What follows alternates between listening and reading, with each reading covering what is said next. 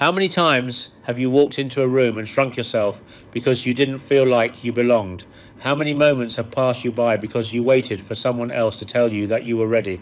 How many dreams have died in silence because you were too afraid to act like you already deserved them? What if I told you you were never waiting on success? Success was waiting on you. You don't need more time, more confidence, or more approval. You need to stop pretending that you're still becoming and start being. Because here's the truth they never taught you in school. The world doesn't respond to who you are right now. It responds to who you believe you are. If you carry doubt, life will hand you mirrors of rejection.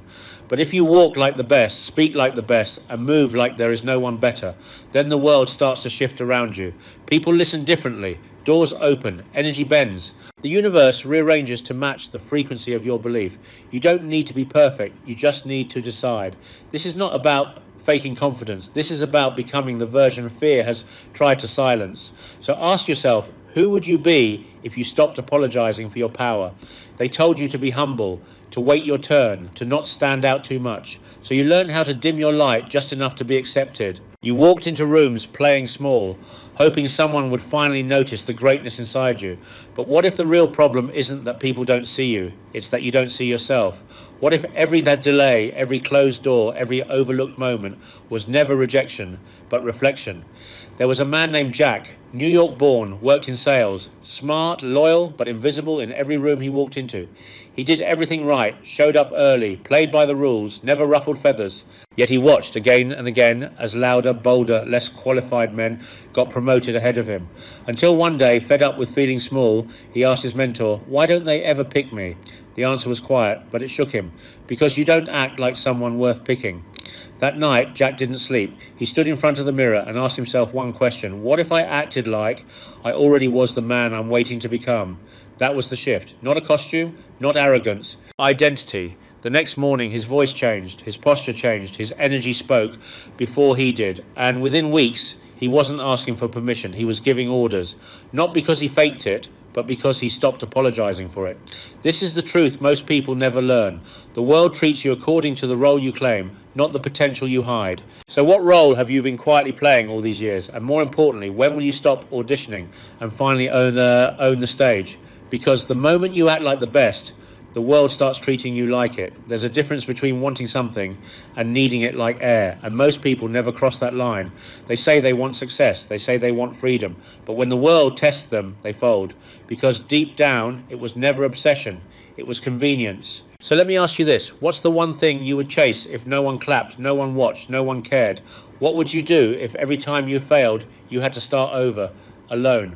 When Jason was 25, he lived in a cramped studio in Queens, barely any heat, second-hand furniture, and a job that paid just enough to survive. But every night, after grinding through 10-hour shifts at the shipping dock, he'd sit under a flickering bulb and work on a prototype for a fitness product he believed could change the game. Friends called him crazy. His own mother begged him to find something stable, but he wasn't looking for stability. He was looking for fire.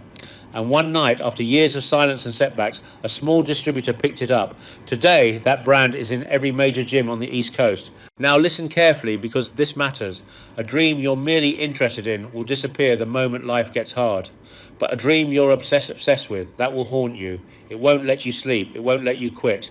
And that's the difference. Craving is temporary. Obsession rewires your entire identity. So ask yourself right now, are you interested or are you obsessed? Because if you're not willing to sacrifice comfort, safety, and maybe even approval to bring your vision to life, then it's not a real dream. It's just a distraction dressed up as desire. And distractions never build empires. Obsession does. Close your eyes just for a second. Imagine walking into the biggest room of your life. Not a room filled with friends or family, but decision makers, gatekeepers, high-level players who don't care about your potential. They care about your presence. Now ask yourself, how would you enter? Would you shrink? Would you hesitate? Or would you walk like someone who belongs there, who's already won long before the world caught up? That's the power of visualization, not wishful thinking, not fantasy, but the training ground of identity. You don't become powerful by chance. You rehearse it in your mind long before the spotlight ever finds you. And if you can't see yourself winning behind closed eyes, don't expect to live it out with them open. Because success doesn't start in the world, it starts in your imagination. Your nervous system doesn't know the difference between reality and repetition. Every image you feed it becomes a blueprint, a signal to your subconscious saying, this is who we are now. There was a guy named Brandon, grew up in the Bronx, always overlooked, always underestimated. He wasn't the loudest in the room, didn't have the fancy degree, didn't have a father figure pushing him to greatness. But what he did have was vision. Every night before falling asleep, he'd picture himself leading meetings, shaking hands with CEOs, writing deals, changing lives. At first it felt stupid, forced, but weeks turned into months. And slowly something changed, his posture, his language, his expectations. And one day he walked into a job interview not like a candidate, but like a partner. 3 weeks later, he got an offer that doubled his previous income. Why? Because he already believed it was his. Now, here's what most people get wrong. They think they have to achieve before they believe, but it works the other way around. Your mind has to arrive at the destination before your feet ever do. And if you skip this step, no amount of hard work will save you, because you'll always feel like a visitor in a world you never claimed. This is the warning. If you don't control the images in your mind, the world will feed you its own doubt, scarcity, limitation. And those images, they're sticky. They become your internal mirror, the silent voice saying, this isn't for you. But you can interrupt that story. You can rewrite the script. So tonight, when it's quiet, don't scroll, don't escape. Visualize, see the room, see the life, see the version of yourself that makes the world stop and take notice. And don't just watch it, feel it, until it's more familiar than your current reality. Because the moment you believe that version of you is real, the world will too. That's not magic, that's identity alignment. And identity, once claimed, cannot be ignored. Everyone tells you to work hard, to hustle, to grind. But what no one tells you is this: hard work means nothing if you're replaceable. If 10 other people can do what you do, just as well or cheaper, you're not building power, you're standing in line. The truth, the world doesn't reward effort, it rewards edge, and edge comes from depth. There's a man named Chris, mid-30s, Brooklyn born, spent a decade jumping from job to job, marketing, sales, a little graphic design. He knew a little bit of everything, but never went deep on anything. And every time layoffs hit, guess who was first out? The guy who was useful but never irreplaceable. Until one winter, after losing another job, he made a decision. He picked one skill, digital ad optimization. He read, studied, practiced obsessively, ran test campaigns with his own savings. 6 months in, he landed a small client. A year later, he was running 6-figure budgets and getting hired by brands to consult at a level that once seemed out of reach. Why? Because he stopped being a generalist. He became a weapon. So let me ask you, what do you know better than 99% of people in your industry? What skill do you own so deeply that no algorithm, no intern, no new hire could ever replace your value? This is your warning. Being good at a lot keeps you in the crowd. Mastery is what pulls you out of it. The more specialized your knowledge, the higher your leverage. The smaller the pool of experts, the bigger the paycheck. And the deeper your craft, the harder it is for life to shake you loose. Don't confuse being busy with building value. You don't need more tasks. You need precision. Pick your field, pick your edge, and then study it like your life depends on it, because it just might. Specialization isn't a suggestion. It's survival in a world that doesn't slow down. The future doesn't belong to those who dabble. It belongs to those who dominate. There's a moment in every life that splits time in half, before the decision and after. And most people never reach that moment, not because they're not smart, not because they're not capable, but because they hesitate. They wait. They overthink their way into mediocrity. And the truth is, the universe doesn't wait for hesitation. It rewards speed, boldness, conviction. Tyler was a bartender on the Upper West Side, knew everyone, smooth talker, quick wit. For 5 years, he talked about launching a mobile cocktail experience, his own brand, his own vision. He had the connections, he had the idea, but every time it got real, he paused. Let me wait until after the holidays. Let me stack a little more cash. Let me run it by a few more people. And then one night, a guy he used to work with, Mark, posted a launch video. Same concept, same city, same pitch. Tyler watched, frozen, as the idea he never acted on became someone else's breakthrough. Here's the emotional punch. How many dreams have you lost, not because someone someone stole them, but because you refuse to decide. Success doesn't come to the most prepared. It comes to the most committed. You think you need more information, more time, more signs? You don't. You need guts. Because the people who win are not always the best. They're just the ones who move, who trust themselves, who jump before they feel ready. And that's the secret no one wants to tell you. Confidence isn't born. It's built through action. You can analyze forever. But while you're planning your perfect moment, someone else is out there claiming it. Taking your client, pitching your idea, launching your product. This isn't fear-mongering, it's reality. In a fast-moving world, indecision is a silent killer. The ones who wait get left behind. So let me ask you something dangerous. What have you been sitting on? That idea, that move, that conversation. You've been circling it for months, maybe years. You say timing isn't right. You say you're being strategic. But deep down, you know, you're just scared. And the longer you wait, the heavier the fear becomes. This is your turning point. Make the call. Book the flight. Launch the page. Say yes. Say no. But say something. See something? Because momentum favors movement. And in this life, if you're not deciding, you're dissolving. You don't need to be perfect. You need to be in motion. And the second you decide with full force, life opens up. You stop chasing. You start attracting. And the world finally starts responding to the version of you that acts like it's already done. Everyone talks about success like it's a moment, a breakthrough, a big win that changes everything. But they never talk about the grind, the years of being overlooked, misunderstood, underestimated. Because the truth is, success doesn't come to the most gifted. It comes to the most stubborn, the ones who refuse to stay down. Jenna was a copywriter from Jersey. Talented, sharp. She pitched her dream clients, ad agencies, brand directors, execs, and got silence. Dozens of cold emails, no replies. She revised her portfolio, rewrote her website, started again, nothing. Nothing. Most people would have stopped, but Jenna didn't. She sent one email a day, every day, for 90 days. On day 91, she got a reply. A week later, a contract. A year later, she was managing brand strategy for names she used to scroll past on Instagram. Not because she was lucky, because she kept swinging when the game looked lost. So let me ask you, how many times have you walked away, not because the dream was dead, but because you were tired of swinging? How many best breakthroughs have you missed by inches? Here's the warning. The test always comes right before the result. And if you stop now, you'll never know how close you were. Life doesn't reward the most talented.